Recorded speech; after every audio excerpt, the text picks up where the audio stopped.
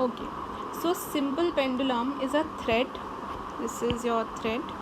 At the end of this thread, if you have some mass, ठीक है, कोई भी हो सकता है, जैसे यहाँ पर they have taken a metal ball, ठीक है, this setup in which there is this thread, very thin thread, and this is your small mass,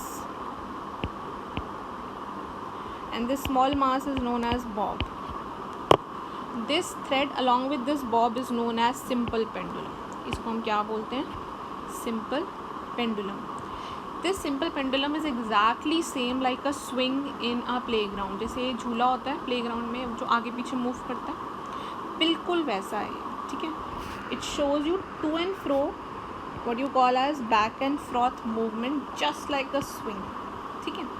और इस आगे पीछे मूवमेंट को हम क्या बोलते हैं? Oscillatory motion. जैसे आपने 6th स्टैंडर्ड में studied about different types of motion, rectilinear, rotational, circular. ऐसी ये भी एक तरीके का मोशन होता है जिसमें बॉडी आगे पीछे मूव करती है, हम उसको बोलते हैं oscillatory motion. Okay, now what is oscillation? With respect to this simple pendulum there are few terms, ठीक है. इस सिंपल पेंडुलम के अंदर कुछ टर्म्स हैं, हमें उस टर्म्स की बात करनी है. जैसे ऑसिलेशन. ऑसिलेशन का मतलब देखो, when this Bob is not moving, ठीक है, it will stand at the centre, ठीक है. उस पोजीशन को हम बोलते हैं मीन पोजीशन. मीन और सेंटर पोजीशन, ठीक है. जब ये मूव करेगा, जैसे मान लो ये मूव करके यहाँ गया और दूसरी साइड यहाँ गया, तो इन दोनों पोजीशन को हम क्या बोलेंगे? एक्सट्रीम पोजीशन, ठीक है. और इसको भी हम क्या बोलेंगे? Extreme position. Okay, so I think this is clear. This is diagram में भी दिखा रखा है आपको. A is your mean position or center position, while C and B they are your extreme positions, ठीक है. ओके, हमें पोजीशन समझ आ गई. अब हम देखते हैं ऑसिलेशन क्या होता है. अब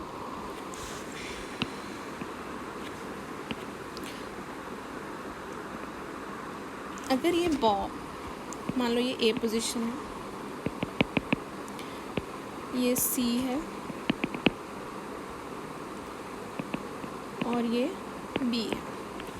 देखो, इस मीन पोजीशन से, ये मीन है, ये एक्सट्रीम है, ये भी एक्सट्रीम पोजीशन है. From this A to B, B to C वापस आ गया. मैंने इसको हिलाया, ये B पे गया, B मतलब एक्सट्रीम पोजीशन पे गया. Then it comes back to mean position. It goes back to other side, that is to C, which is again extreme position. Then it comes back to A. मतलब जब ये पूरा रास्ता काट के घर को वापस आ जाए, इस पूरे प्रोसेस को हम क्या बोलते हैं? One oscillation. That is from A to B, B to again A to C, then C to again A. मतलब ये चीज़ सेम होनी चाहिए कि वो A से स्टार्ट हुआ था, वो A पे ही ख़त्म हो रहा है, ठीक है. तो इस पूरे काम को हम क्या बोलेंगे? Will count this as one oscillation, ठीक है. हम ऑसिलेशन एक्सट्रीम पोजीशन से भी काउंट कर सकते हैं.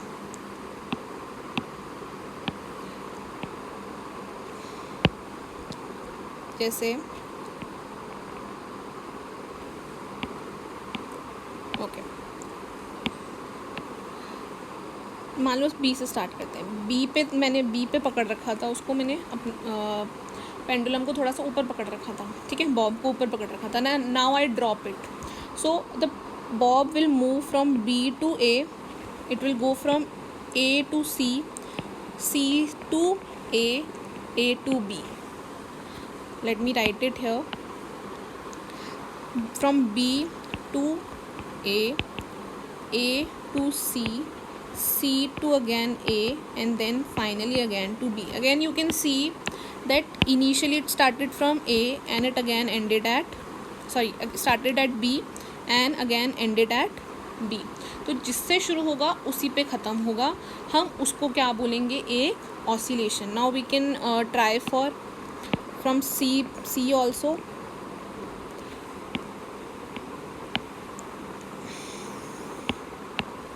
Okay, so I take the bob to the extreme and C, and I drop it down, so it will move from C to A to B, B to A to C.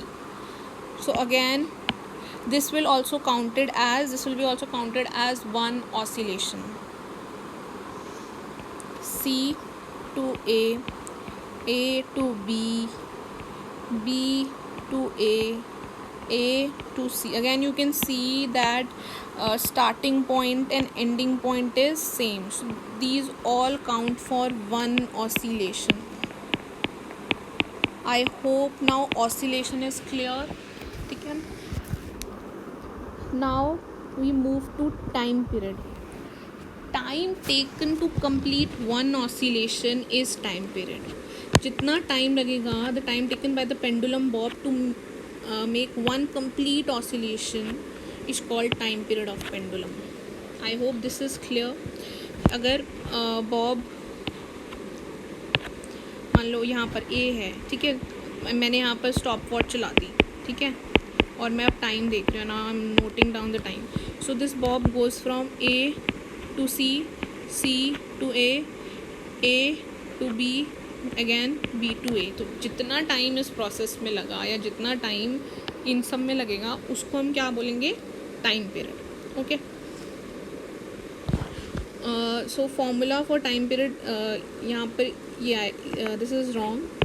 सो यहाँ पर formula is time divided by number of oscillation.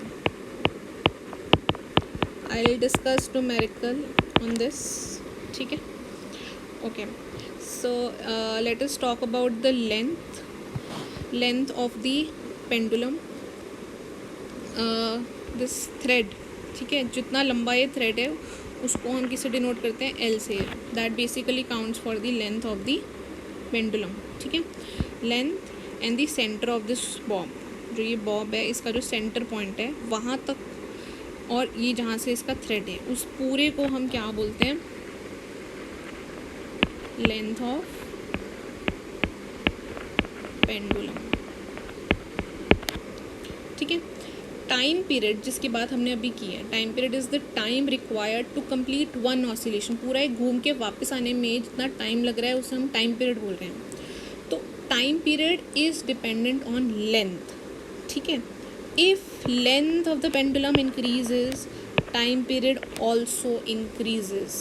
अगर एक ये pendulum है जिसकी length मान लो 2 centimetre है और एक ये पेंडुलम है जिसकी लेंथ मान लो 4 सेंटीमीटर है, and if I ask you which will have more time period, so obviously this will have more time period.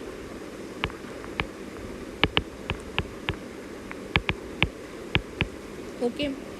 पर अगर if I take up different setup,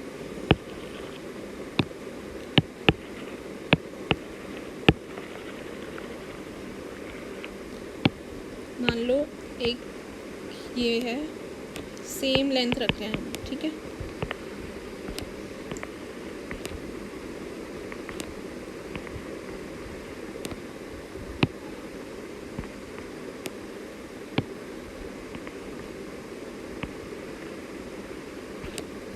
And if I change the mass, okay, मतलब the size of bob is same of course. ठीक है. मान लो ये metal ball है, this length is same, दोनों की लेंथ बिल्कुल सेम है. This is a metal ball and let's suppose this is something else, this is a rubber ball. ठीक है. So now mass is different. मतलब एक ये वाला चीज़ जो है इसका ये भारी होगी. ठीक है. ये पेंडुलम थोड़ा भारी होगा if you compare it with a rubber ball. ठीक है. तो अगर मैं इसकी बात करूँ कि किसका टाइम पीरियड ज़्यादा होगा, तो दोनों का टाइम पीरियड सेम होगा. Time period will be same because time period depends on length. Time period इस पर डिपेंड नहीं करता कि मेटल बॉल है, रबड़ बॉल है या कौन सी बॉल है, it doesn't make any difference. उसको सिर्फ किससे फ़र्क पड़ता है कि जो लेंथ है वो कितनी है, ठीक है। सेंटर से हम, इसके सेंटर से और यहाँ से हम जो ये लेंथ ले रहे हैं वो लेंथ अगर सेम है, so the time period will remain same, okay. The time period of pendulum of a given length is constant. If the length remains same, then the time period will also remain constant. Now we have last property of simple pendulum, that is the amplitude. Amplitude means the maximum displacement of bob from its mean position. ये mean position है, इस mean position से ये कितनी दूर तक गया, मतलब ए सी ये वाला रास्ता या A B, they both constitute for amplitude. इसको हम बस क्या बोलते हैं, एम्पलीट्यूड, इसमें और कुछ नहीं है, ठीक है। Now I have to explain you the numerical, so let us work on that. Just make a correction over here, ठीक है। The formula is time period is equal to time divided by number of oscillation, okay. So let me just explain you numerical over here, okay, at this space. So if I say that that calculate the time period and the number of oscillations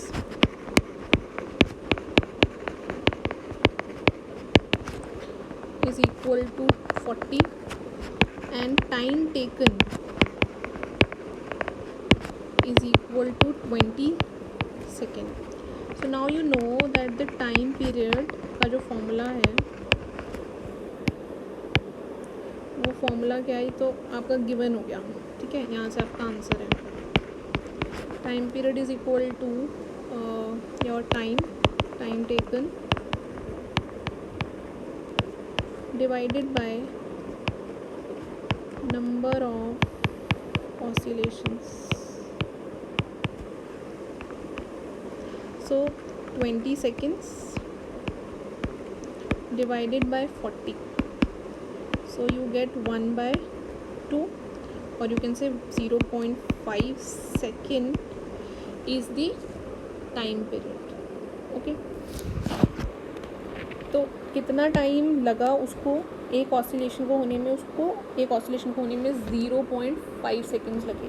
this is just like a unitary method कि मैं आपको बोलूँ कि 40 जो toffees हैं वो 20 rupees की आई हैं, तो एक टॉफ़ी कितने की आई, तो आप क्या करोगे, 20 रुपीज़ डिवाइडेड बाय 40 कर दोगे। सेम इज़ द केस है कि 40 ऑसिलेशंस को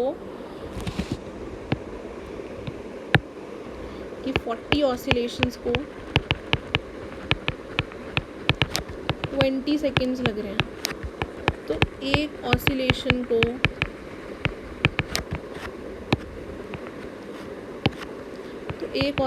कितना टाइम लगेगा, obviously 20/40 and answer will always be in second, ठीक है। तो आपका आंसर क्या आ जाएगा, 1/2 second, okay. So this was the explanation for simple pendulum.